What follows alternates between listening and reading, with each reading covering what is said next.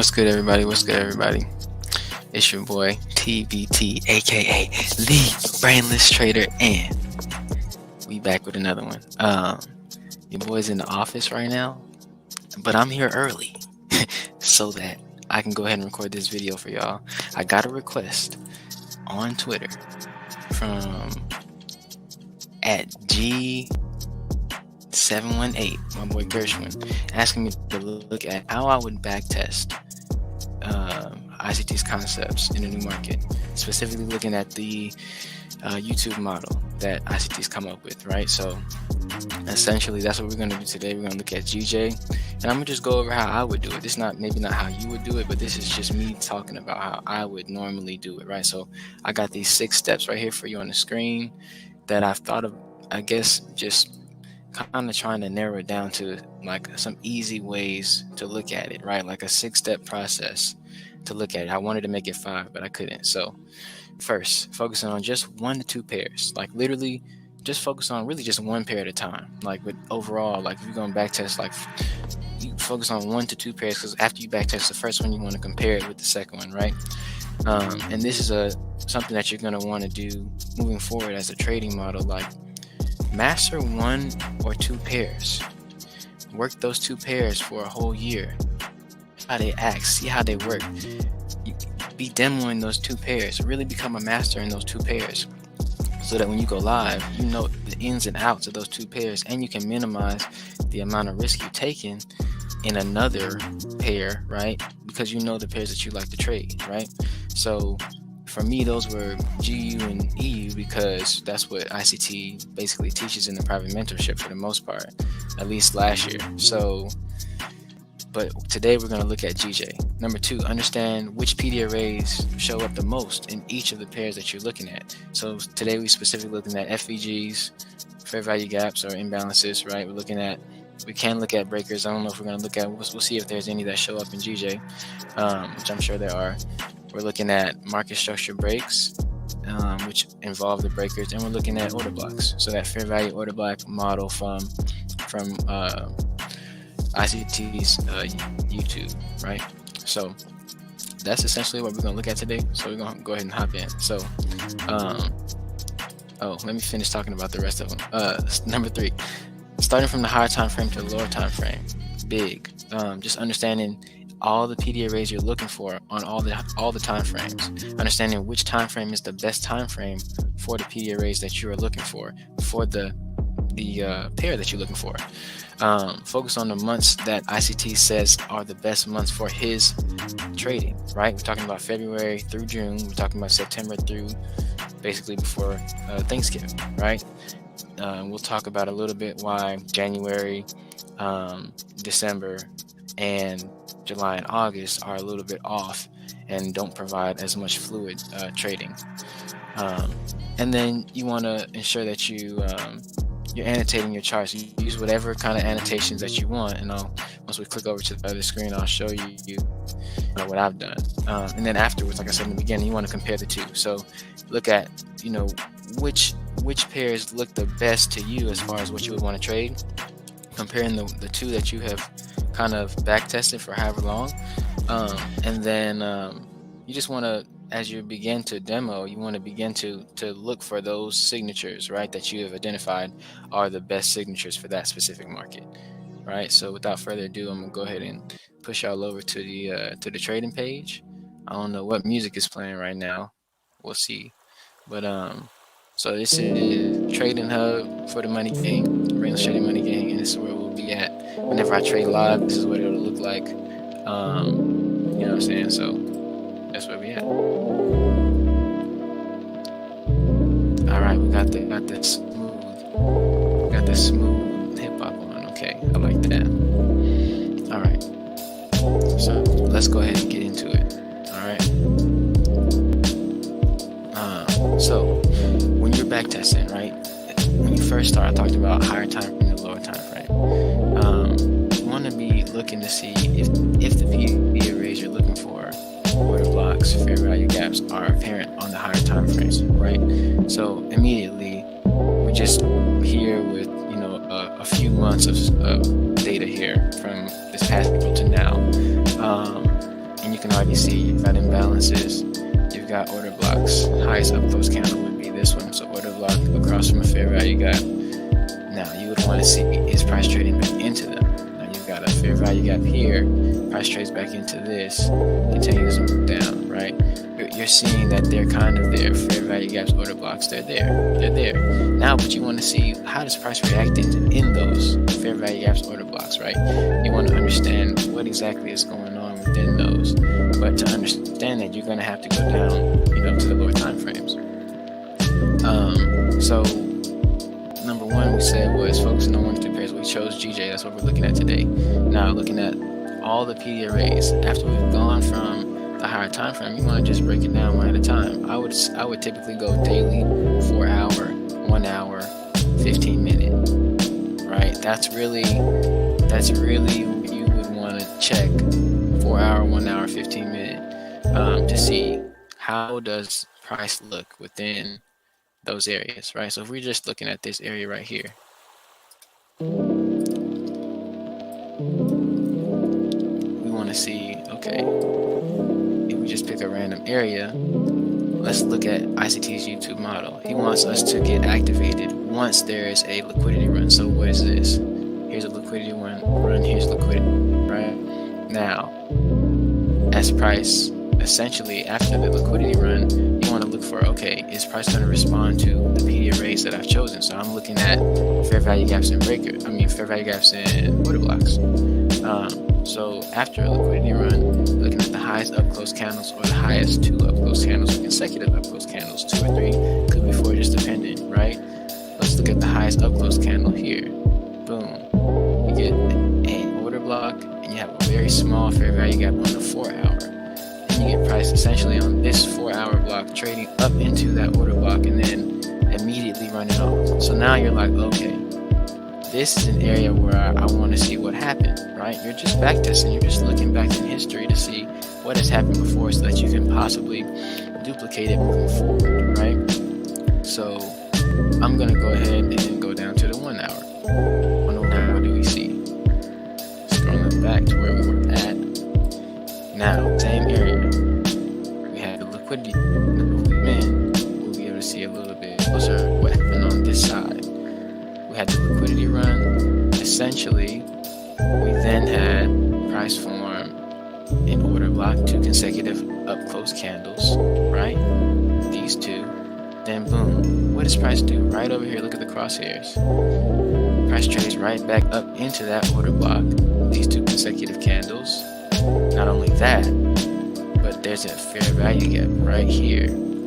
That price essentially doesn't breach. It breaches just across the halfway point, just across 50% of this range here. But the symmetry between this order block, you could just say the low of this order block and the open and close, or I guess what is this? Yeah, this would be the close of this candle and open of this candle. They're literally like right there. So now you're like, okay, now I gotta look downstream. If I was to enter, what time is it? Now you want to be looking at, ICT has certain time zones, right? Like kill zones that he says we should be entering in. Now the London session kill zone is 2 a.m. to 5 a.m. So 2 a.m. to 5 a.m. What time is it right here? It's 4 a.m. So that's right in our range. This is a trade that I could take. Now at the end, I'm going to throw on my annotations just to show you how that would look, right? But that's step 5. So right now we're just at step 2, identifying the PD arrays, right? And then step 3, looking at what time is it? What time do these PD arrays show up? So this is perfect. This is right in our time zone. Maybe you wouldn't be able to take a trade up here. Maybe you wouldn't have been able to take a trade up here, but because this is kind of outside of the time zone. This is end of the New York session. You're looking up here, but after, if I'm coming into the London session, I'm looking at prices already reached liquidity, and now I'm looking for the opposite movement, right? I'm looking for a market maker sell model, essentially. That's another way to frame it. We could frame it like that, but we're currently framing it just with the YouTube model. There's so many ways you could frame it, but we're just looking at the YouTube model. Fair value gap, order blocks after a liquidity run, correct? correct? Boom. So we have that here. Now, you're looking downstream, you're saying, oh, look at this. These are 4 consecutive up-close candles, right? With what? A fair value gap across from it. So now you're like, okay, now this has actually happened a lot. This is happening multiple times, right? Fair value gap, order block. So the thing with the order blocks is you have to understand that there are times where it may just be the highest up close candle, but when there's consecutive up close candles, ICT likes to say that we can use all of them, right? As long as it's not like this entire range of consecutive up close candles, then obviously that's more of a higher time frame picker. But this on the 1 hour, you're looking at 4 consecutive up close candles, and what does price do? It's respecting. It doesn't even touch the bottom of this range here. This order block, it essentially like stops before it and only barely touches halfway, which would be what ICT calls consequential encroachment, halfway in this fair value gap range. So that's an entry right here. Okay, now we gotta check what time is it. Okay, this is like between 7 and 8 a.m. So ICT's New York kill zone is essentially, he says you can use it anywhere between 7 and 10. Me personally, I like to use 8 to 11, really 9 to 11, because just depending on what pair you're using, like if you're looking at GU and EU, those kind of are manipulated a lot, even though GJ is also, just depending on the day, depending on the news, you may have a clearer move closer to 9 o'clock after the 8:30 news, for example. So you would also, when you're back testing, you would want to take a look at, okay, what news happened on this day? This is July 28th, 2022. Was there a news driver that moved this? There had to be something that moved this, right? Was there a news driver that moved this? So these are all things you should be thinking about when you're back testing. But for the most part, you should just be going ahead and annotating your charts. So I'm going to go ahead and let my annotations ride and show you what I would have done, right? So we had the order block above, right? And just as some additional thoughts, you're just keeping in mind which of the time frames look clearest. Even though we're going to execute on the 15-minute and 3-minute, you want to know, okay, this 1 hour compared to that 4 hour, this 1 hour looks really clear, right? Compared to what we had on the 4 hour. If I can get back to where we was at. Okay, cool. So don't mind this little cute thing right here. I just use this to tell me where I was at. But these are where our eyes are essentially. So the 4 hour, we had identified the not the breaker, but the order block and the original smaller fair value gap, right? And in here you can kind of see price trading into it. But as we go down, you're looking at the 1 hour, that's where it was clearest. That's where it was clearest. So now you're like, okay, take down in my notes. GJ on the 1 hour is where I can really find out what's going on, and then I can break it down from the 1 hour down to where maybe the 15-minute, 30-minute, 15-minute, 5-minute as I'm getting ready to execute on these trades, right? Because you want to be able to see really like what's the closest price. You want to get the closest you can to price action. You don't want to be on the 1 minute, although you can if you're experienced. But to me, the 1 hour, 30-minute, 15-minute, really I go 1 hour, 15-minute, 5-minute, 3-minute, 15-minute, 5-minute, 3-minute. Those are my executing time frames that I can really see what's going on in the market at that time, right? So boom, we will have identified the order block, fair value gap. We'll have identified this order block, this fair value gap. I didn't put it, but usually if I do identify a fair value gap, it'll be like this little rectangle, and I have all my tools that I like to use basically at the top of my screen so I can get to them faster, right? Now, as far as identifying what month you're in, right? We talked about focusing on the months that ICT says the strategy works. Right now we're in July, right? So sometimes there's going to be months that essentially, like, not every year July is not horrible. The thing about July, June and July, ICT just talked about in his last post, he talked about the summer doldrum months. Essentially, it's just that a lot of traders are on vacation, and what happens is that the charts, either they're fluid or they're not. Either they're really choppy or they're not. Sometimes they're in between as well. So it's like you have to be more more patient in the summer months, especially the latter half of July, maybe basically all of August, probably the first week or so of September, to be sure that you're not getting chopped up in the markets. And if you want to go and look at ICT's most recent market review, it kind of gives you an example of that, where you're kind of waiting multiple days for this move to happen. Whereas, February through June, pretty good. September through November, everything's really fluid, right? So the same thing with December and January. December and January can be months that can be very choppy. Yes, you can find trades. Yes, you can get funded in those months. Yes, you can make money in those months. But are you prepared? Is your psyche prepared to execute and be patient? Even as a charter member with ICT right now.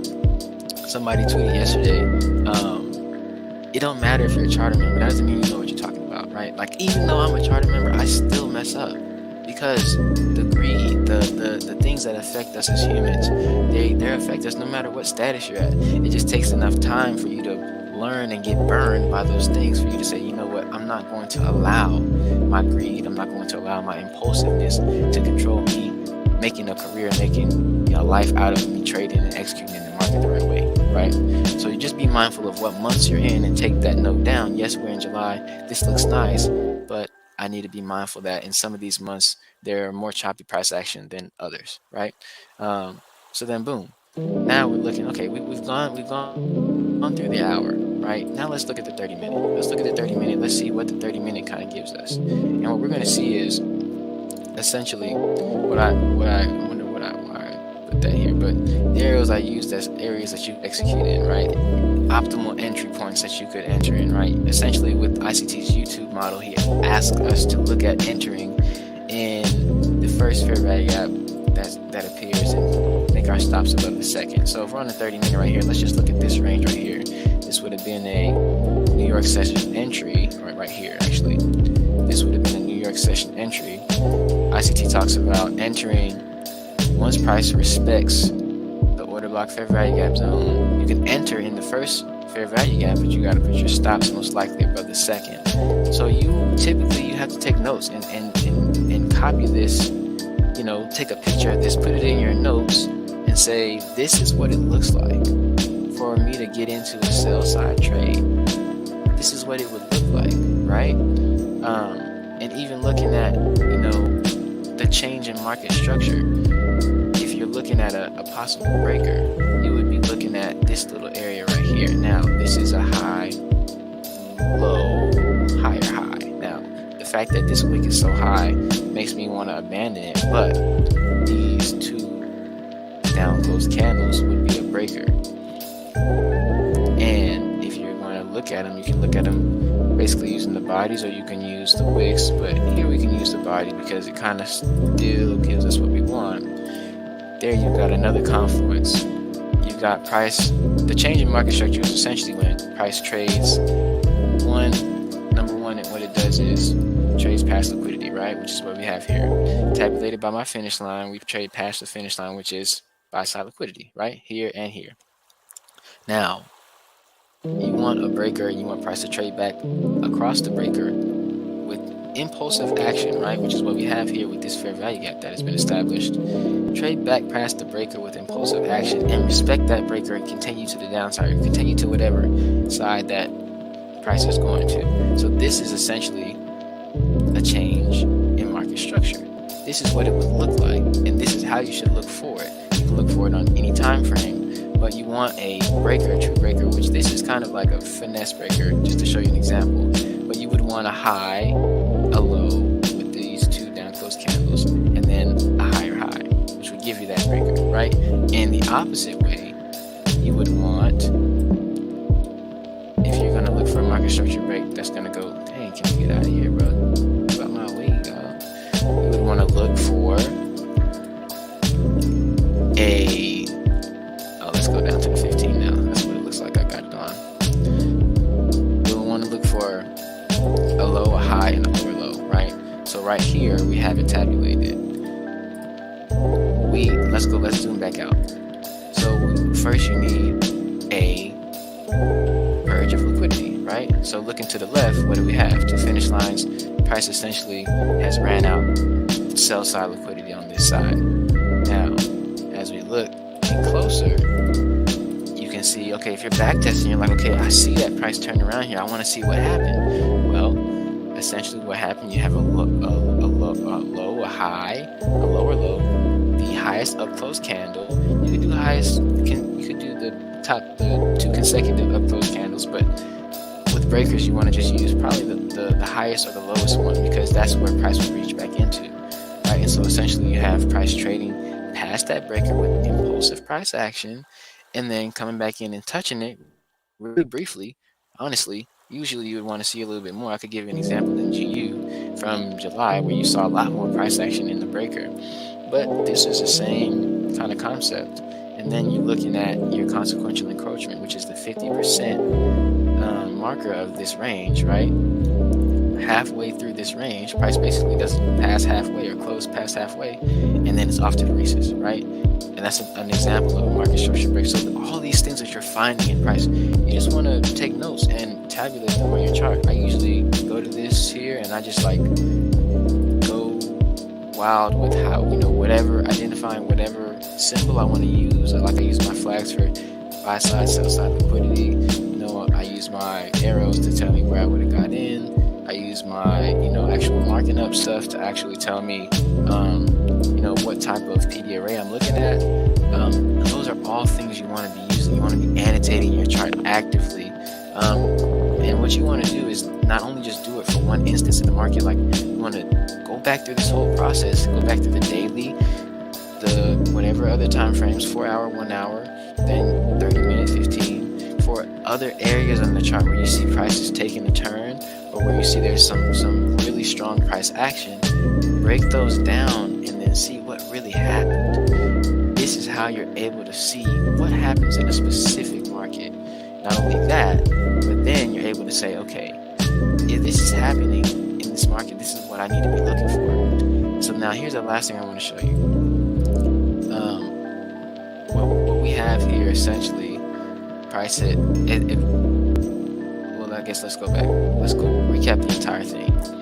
We had the run on liquidity. We had the market structure break. We had the respect of the breaker, which verifies the market structure break. Now, looking for downstream order blocks and fair value gaps. We saw that the hour chart was one of the best charts for GJ to kind of see clearly, right? When the price action is really clear, easy to see. That's what you want. One-sided, easy to see price action, so that you don't have to be confused about what direction you're in, and you can be confident about your decisions in the market, right?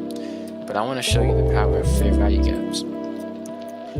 After price essentially purged liquidity here, it did end up going lower. So there, I believe there's, oh my goodness, my mouse is acting up. Okay, yeah, so I believe there's more liquidity over here.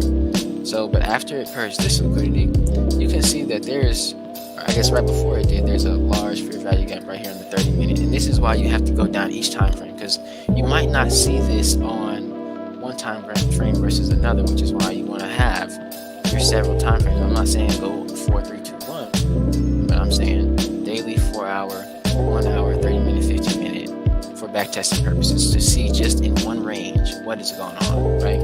So now, boom. You see this large fair value gap. You see that I've already tabulated the consequential encroachment, or 50% of this range. It respects it as it pulls back, right? So depending on where price is, right, here it had just reached this first liquidity, but we know we have liquidity still to the down, so I guess it had to reach both of these, right?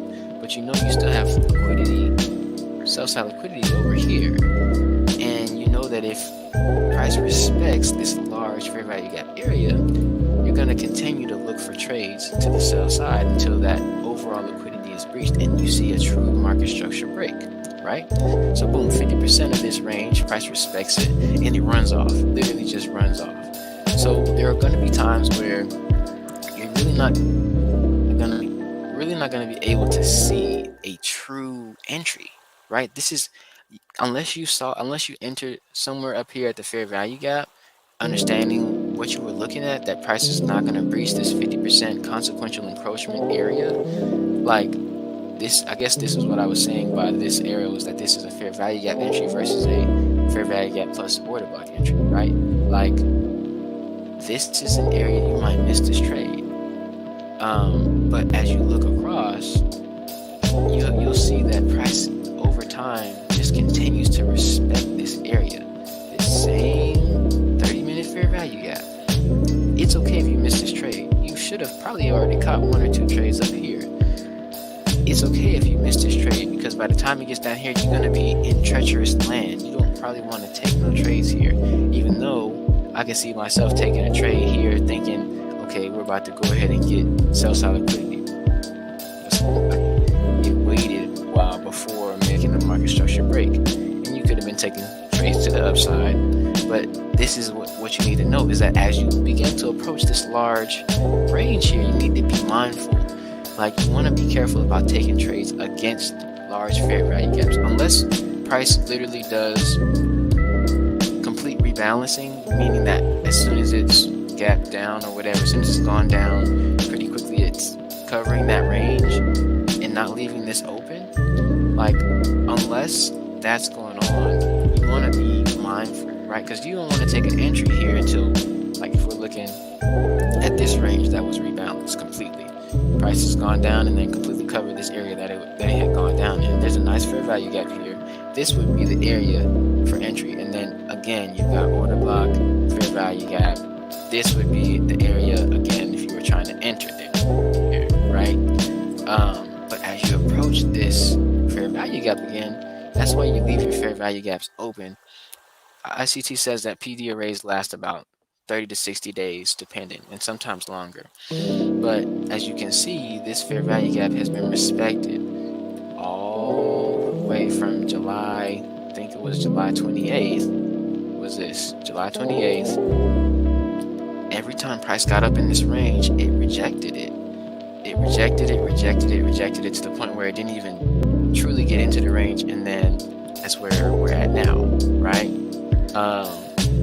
So you have to just be mindful of trading against large fair value gap ranges unless price is already rebalanced easily. So that's just some bonus content there.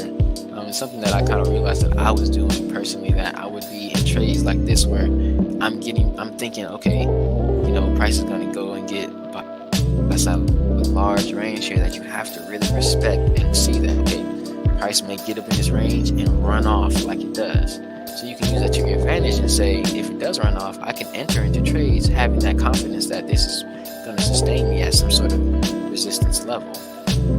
But that's kind of advanced. You want to be entering really over here at the optimal trade entry, fair value gap order block, after a liquidity run. Like, that's going to be your safest bet until you can get comfortable with these types of trades where you really actively are using all your entire skill set, right? So I guess real quick with GJ, where we're at now, we kind of got a similar thing going on. If we look, we've got low, high, lower low, which is the breaker, right? So we can tabulate that. We can look at just the wick, end of the wick, or we can look at the entire range, but I'll just look at the end of the wick for these purposes. And you see prices kind of already traded back into it. If you look at the 15, prices traded back into it. Look at the 5, prices already traded back into it. Really what we wouldn't want to see, like today on GJ, is if you were being bullish, you wouldn't want to see price coming back, probably back past down. Am I saying that right? Back down past this 30-minute breaker. Because what it looks like has happened is kind of formed sort of a little bit of a head and shoulders, which ICT likes to refer to as another term. But this general pattern can be used depending on if there are fair value gaps, which there are, to enter into a trade, right? And right now on GJ, it looks pretty bullish, to be honest with you. I'm not going to enter anything, but I mean, this is the order block, 30-minute order block. Then you got a fair value gap that price respects, and it already ran off this morning within the London kill zone, and now you see this fair value gap has been respected, and it looks like it could possibly continue to trade off. So we'll have to see how that happens. I would be targeting buy side liquidity here immediately. This is probably gonna give you like 20 pips, something like that. Yep, 20. And then this is the next buy side liquidity area, which would be 70. I don't know if it really will go that far. You got a fair value gap there that you got to think about. Price possibly reversing, you might take profit in there.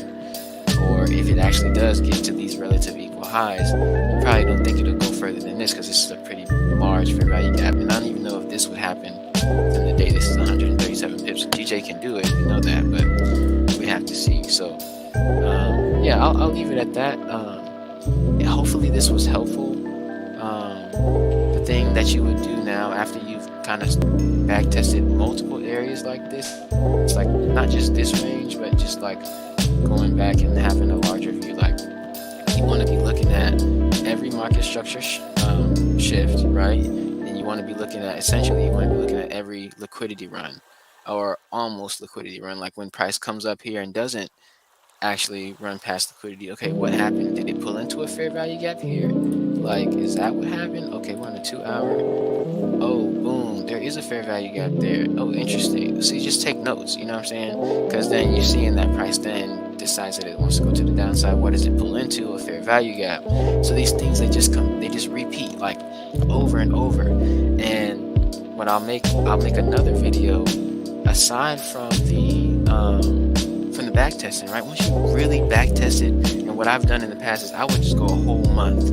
I would go multiple months, maybe 2 months or 3 months within 2 pairs, and just compare the months. I would do maybe a July, maybe a April, maybe like a October, 3 different times of the year, and just see how the PE rays show up. Do they consistently show up? What consistently shows up? Take notes and be ready to look at those as you begin to forward test, which we can jump into later on another video. But essentially, your forward testing is you're actually practicing trying to see it before it happens, trying to see it as it happens, which is why it's helpful to trade live or to watch somebody trade live. Like when ICT trades live, those are probably the best videos to watch, because he's showing you how he's seeing it before it happens, and that's what you have to get accustomed to seeing in order for you to be able to be successful live. So, and that's why he tells you to really demo more often than you would normally think. You're thinking probably demo like possibly 6 months, and I've honestly demoed just 6 months alone. This video I have coming out next week where I talk about me passing the FTMO challenge but failing the verification, and in doing that I was using the same challenge for about 6 months, successfully demoing for 6 months, but I wanted that live account, you know what I'm saying? So I wasn't ready for it because I didn't execute where I needed to. But regardless, it was a good experience for me to learn. So you have to, earn your way through the market and understand it's going to take time. And the last thing I want to draw your attention to is that 15-minute breaker that we drew earlier. That's why you keep your stuff on the charts for at least, just a couple of days, just depending on how long. This is about 2 weeks from when this happened. Look what price did. It drew straight down into it, literally touched the bottom of the breaker, and now it's headed back up again. So this is just the power of backtesting, understanding what's going on in the market before, and being present to the market when it happens again. So with that said, I'm gonna stop this video. It's 42 minutes. I've gone way longer than I wanted to, but hopefully this was helpful. Y'all let me know in the comments or whatever on Twitter. You got my Twitter and my socials down here and on the chart. Let me know if there's other stuff you want to cover, because I am glad to kind of look through this stuff, because it helps me too. So with that said, much love. Oh wow, you guys couldn't hear me? Oh, that sucks. Well, hopefully I was talking loud enough, but I see there's a comment here that you can't hear me. I'm gonna have to turn the music down next time, man. That sucks. This live stuff, man. I'll get it eventually. I appreciate y'all for watching and bearing through this stuff. So